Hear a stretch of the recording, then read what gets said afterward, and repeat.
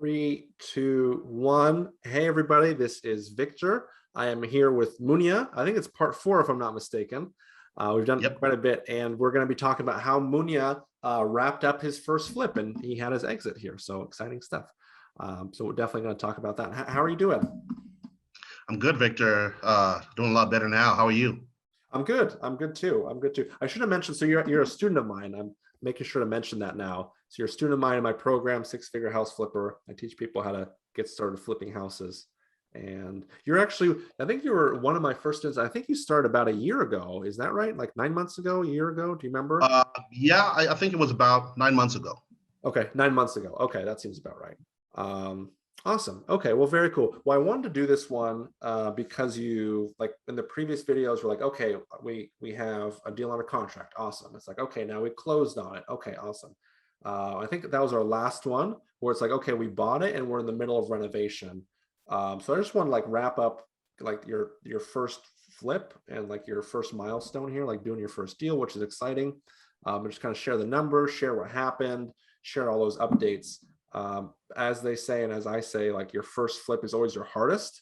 So you've got your first one out of the way. So whatever happened on this one, and we'll talk about the details because there's a lot of details on it. You've got the Yep. worst behind you, so to speak. So that's exciting. So it's the second one, next one, all that good stuff. So if you could, would be great if I can like hear your take, like fill us in. Last one you were talking about the renovation, what happened? Yeah. So, we got through the renovations.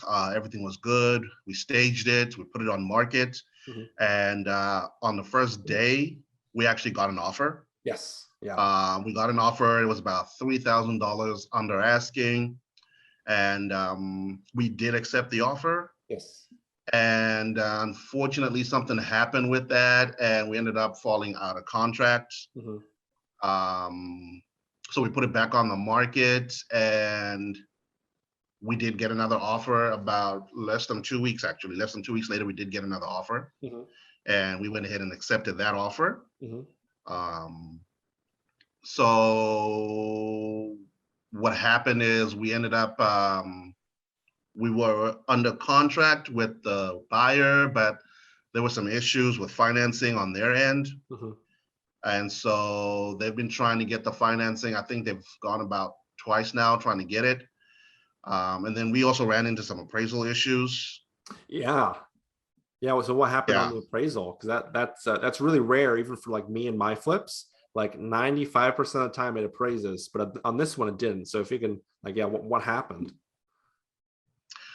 So we had it priced at about 149, and the appraisal came back at 143. Ooh, yeah.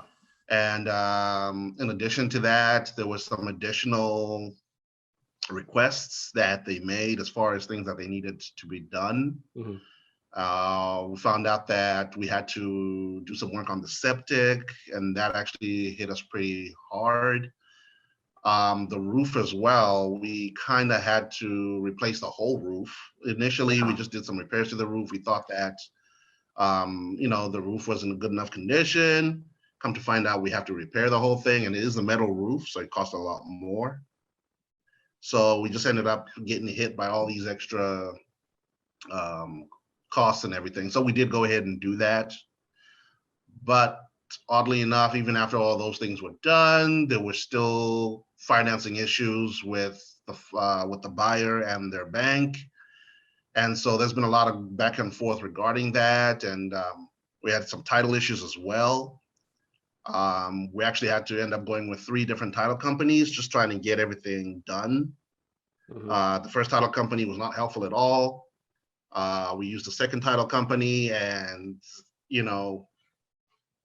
we just kept waiting and waiting and waiting. And so we're on title company number 3 right now. Mhm.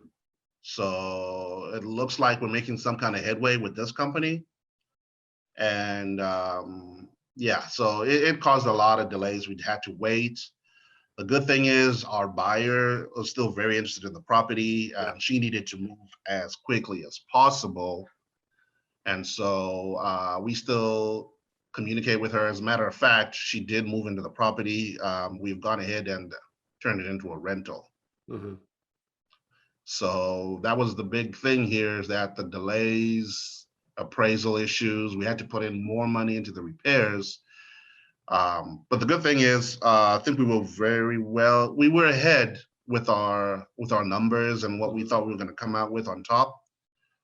So even after having to spend all this extra money on these extra repairs, we still came out, in the green. So we were not in the red or anything like that. So we're definitely not losing money. I think that's a really good lesson, especially for beginners. Like, because I think the net profit, like anticipated net profit, is like 5 to 10,000.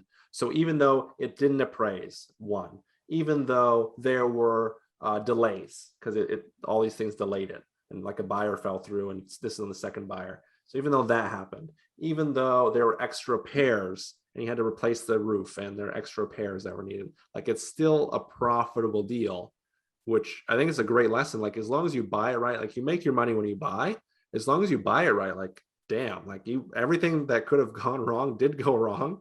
And it's still like, hey, this is still a good deal. Like, don't get me wrong, I would have loved, like, hey, we make 30K on it, whatever. But like, even I don't think anyone would turn down a check for 5,000 or turn down a check for 10 grand. Like, that's still good. Yeah, that whole thing about you make your money when you buy, I think that this is exactly what that means, because like you said, with the extra repairs, which I think ended up costing us 10, 15,000 in extra repairs, I think. Yeah. And then the appraisal came about $7,000-8,000 under what we were thinking, something like that.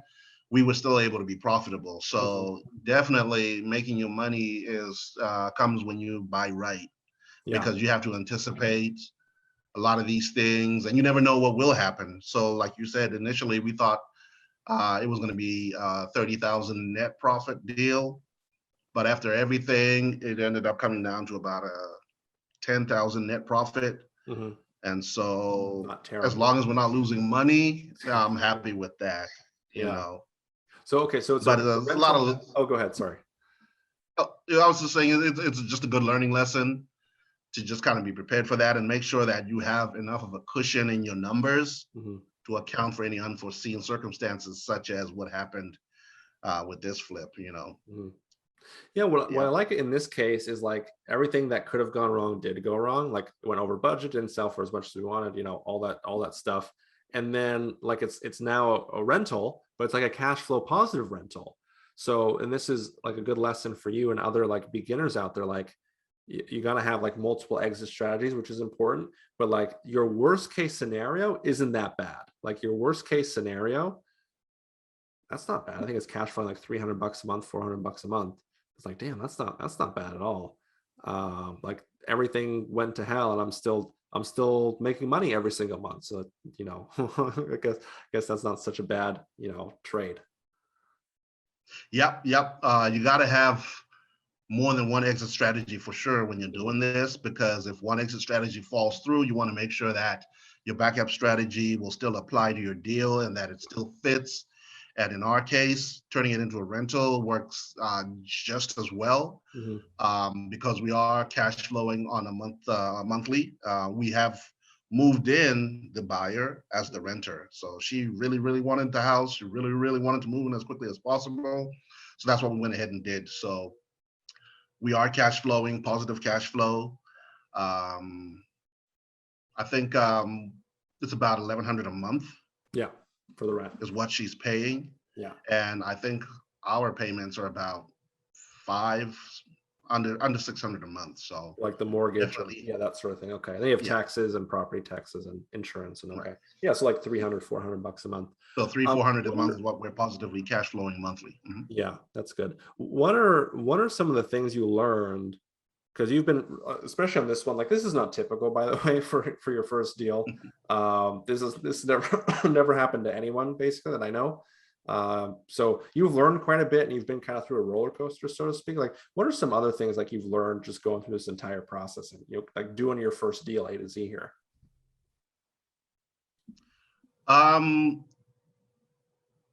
You got to be patient, for sure. Yeah. I think from the get-go with this deal. I had it under contract within a day or two of finding it, but it didn't take us till about 3 months to finally close, just because it was a probate property. I remember. So you want to be patient, and definitely once we put it on the market, and then there were all these appraisal issues and financing issues. Once again, patience really plays a big part in this, because there are going to be times, where you just have to kind of be calm about it and just have the patience and not overreact about it. So that's one of the things. Definitely having multiple exit strategies is important. So that for me was a big thing. Having really good numbers. If you really buy right, you really can't go wrong. Ooh, my God, that's a good quote. Yeah, because again, like if our numbers were not as good as they were, and then we had all this stuff happening, we would have been sitting in a really tight spot. But because our numbers were so good, we could just completely flip to a rental. And again, we're cash flowing positively every month right now. We're still making money with that same property. So yeah, that's another takeaway that I learned, is you just make sure when you're looking at your flips, just try to pre-qualify it for different exit strategies, just in case your initial strategy doesn't come through. You have a backup strategy to fall back on. So that was definitely something I learned here. I like that. I really like that. Yeah. Okay. So that's the story there. What about like for future deals? Like, did this like deal knock you out of the game? Or like, hey, I'm giving up on real estate, or did it like motivate you? Like, hey, if that's the worst that can happen, like let's really jump into this and get another deal. Like, what are your thoughts there? Oh, you know what? It was a learning experience, but I have no regrets at all. Matter of fact, I'm still into the whole real estate thing. I'm looking for more deals. Awesome. I don't think that this would deter me at all. And I think that in real estate, it's one of those things that things are going to come up. And so learning to overcome those things that hold you back, or things that come up, like what happened with this flip, it only means that I'm going to be better prepared for it next time. And I'm going to know exactly what to do, how to navigate around it, and so forth. So absolutely, I'm still 100% into real estate, and I'm going to continue doing it. So awesome. Okay, good. Yeah. Yeah. So like you want to do more, obviously. Like, yeah. Cool. So that's exciting. And then on that note, like, would you recommend others work with me as well? Absolutely, because I think your training is definitely A1. One of the things that I love about your training is you make yourself available to your students.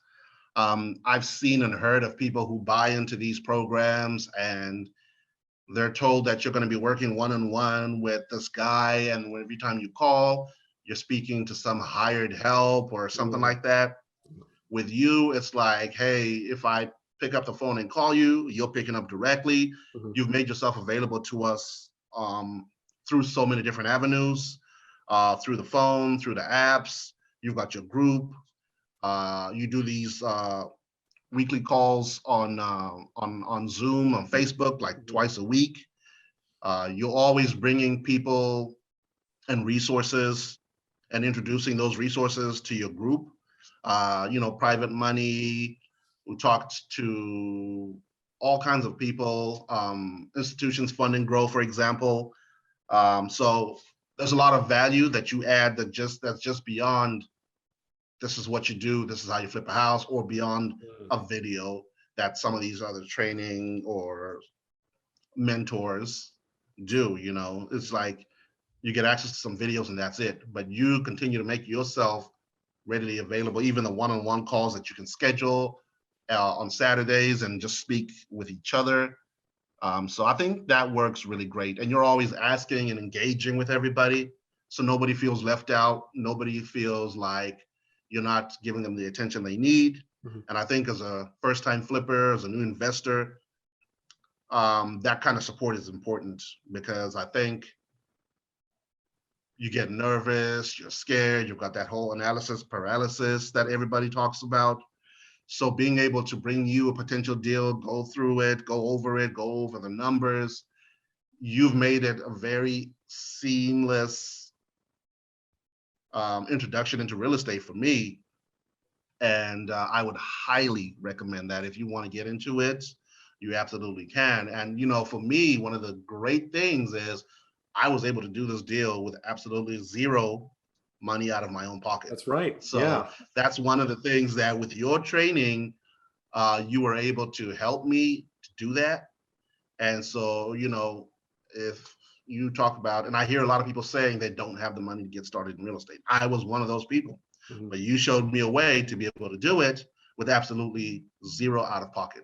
So at the end of the day, with this property, whether it's like a $5,000, $10,000 net flip, after everything that went wrong could have gone wrong, and then, you know, turning it into a rental and it's still cash flowing positively every month, it's like we're making money without having put a single penny of my own money into this. Yeah, that's a good point. So it's infinite return, which is crazy. Yeah. So I highly, highly recommend your program to anybody, and anybody can always reach out to me and we can kind of discuss my deal, what we went through and everything. And absolutely, if you want to get into real estate, then Victor is your guy. I appreciate the kind words. I know I ask you that question every time, but it's helpful just to make sure like it has been a good experience, and it sounds like it has, like, and you're learning. And that's the thing I forgot to mention. Like, even if you do, like, even just worst case scenario, you just do one of these deals, like you personally do one of these deals once per year, like you're way ahead of the curve, and like you'll be set up with retirement and, like, you know, 10K a month in cash flow. Let's say all of them turned into rentals or whatever. Like you'd be in a really good place. You'd be in like top 5% of US or top 1% income earners. So even just one of these, and this one was a bitch and a half for you with everything. But and then why should someone like listening take action now? You know what? The market is hot right now. Like I said, we put our property on the market and we had an offer on day one. Yeah. And even after it fell out, we put it back. We had another offer within in less than 2 weeks, we had another offer.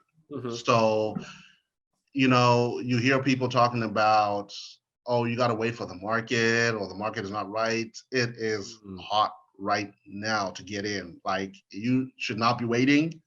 You should get in right now. And, you know, money should no longer be an objection, an objection or anything like that, as far as why you can't do it, because I've been able to do it with absolutely no money down. So there's really no excuse to not get into it. If you're looking to improve your financial position, if you're looking to, you know, start a business, if you're looking to just kind of grow your portfolio or anything like that, real estate is the way to go. And this is the time to do it. I like it. Well, very cool. As we wrap up here, any final thoughts, any final like comments, ideas, anything else you just wanted to share as we wrap up the case study here? Like we said, you know, everything that could possibly go wrong did go wrong with this flip, but we still came out on top. Yeah. So I'm really happy about that. And it just goes to show, like, if you follow the blueprint of your training program, then you're going to be successful regardless. And that's exactly what we did here. Just made sure that my numbers were really good before I bought the flip. I made sure that we could do multiple things with the property just in case it didn't work out one way. That did happen. So that was definitely a good experience for me. I'm glad that some of these things that happen, because again, now I know what to do in the future. I know how to navigate it. And they always say your first flip is the hardest. Yeah. So I think if I've been able to get through this, anything going forward should be a lot easier, a lot smoother. So I'm looking forward to the next one. Yeah, I like it. I like that last perspective. It's like, oh, it's going to be easier next time because you went through everything. Like, yeah, you already went through everything. So next one's going to be like, oh, that was a piece of cake. Like, oh, where was all the issues? Where are all the road bumps? You know, we kind of used to Mhm. to this, but that's good. I'd rather you start out hard and go easy versus the opposite way, so that's exciting. Awesome. Well, I do appreciate you hopping on here, Munya. I appreciate you sharing your story and like how far you've come and how much you've, your progress and just your entire journey. Like we've really documented like step by step, milestone by milestone. So just really cool to see that transformation. So yeah, looking forward to your deal number 2 and many more deals in the future. Absolutely, absolutely. I'm talking to my realtor right now. There is a property that we are currently pursuing. Awesome. So any day now, we might have that under contract if everything falls in place. Once again, we just want to make sure that our numbers are good and that it qualifies us for multiple strategies and stuff like that. So, yep, looking forward to the next one. Awesome. Appreciate it, Munya. Thanks so much. No problem, Victor. Take care.